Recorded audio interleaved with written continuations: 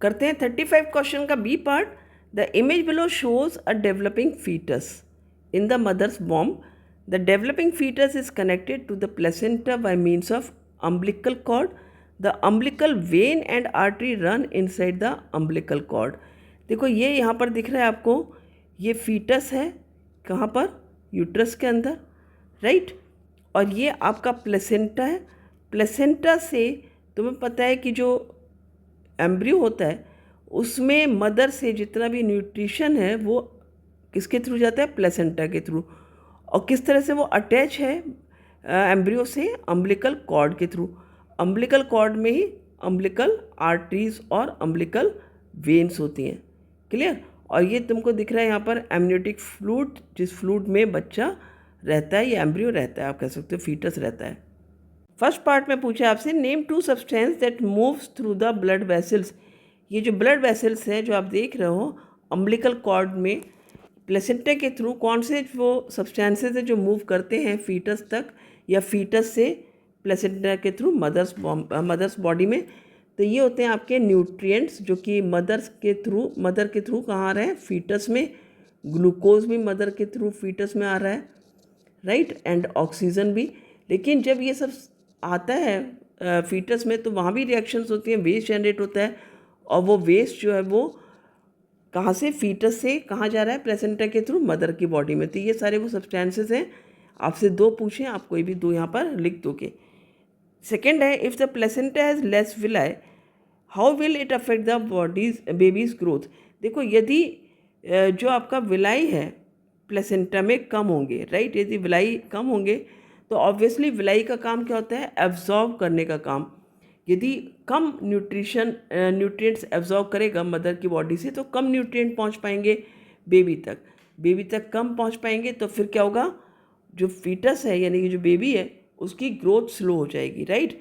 तो if placenta has less villi, right, तो absorption it will absorb less nutrients, right, due to less surface area, right, due to less surface area कम हो जाएगा तो absorption कम होगा। और उससे क्या होगा, the growth of the child या baby will slow, the growth of baby will be slower.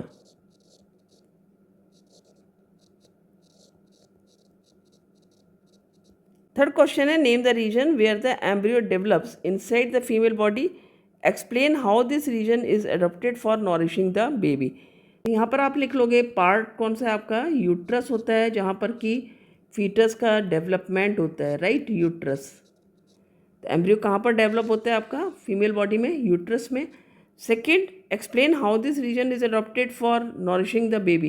तुम्हें पता है जो यूट्रस है उसकी लाइनिंग बहुत थिक हो जाती है, यानी कि उसमें ब्लड डिपॉजिट होता है। तो ये लाइनिंग कैसी है, richly supplied with the blood vessels, उसमें बहुत सारी ब्लड वेसल्स होंगी। तो उससे क्या होगा, जो नॉरिशमेंट है बच्चे को मिल पाता है। The uterus as it has thick lining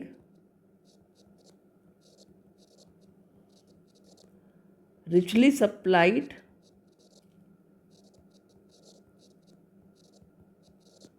with blood vessels, right।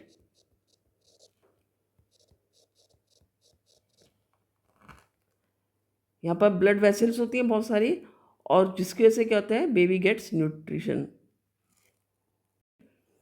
The uterus as it has a thick lining with rich supplied of blood to nourish the embryo, ये आपका इसका आंसर हो जाएगा।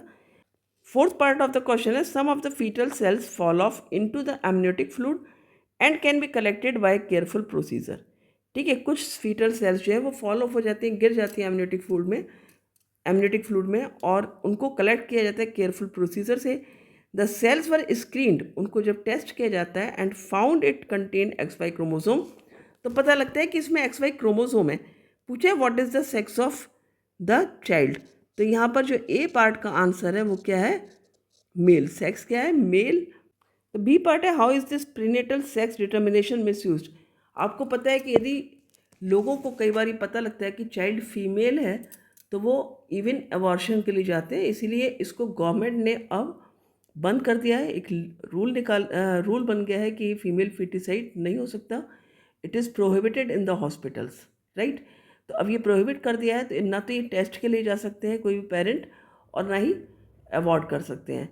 तो इसीलिए यहाँ पर आप आंसर लिखोगे, this is misused as if the sex of the child is female, some people go to award the child leading the female feticide. तो फीमेल फीटिसाइड को रोकने के लिए ऐसा किया जाता है, इसको मिसयूज़ ना हो इसीलिए सेक्स का पता नहीं करने दिया जाता during the pregnancy. Clear? I hope अच्छे से समझा होगा। मिलते हैं नेक्स्ट वीडियो में। Thank you.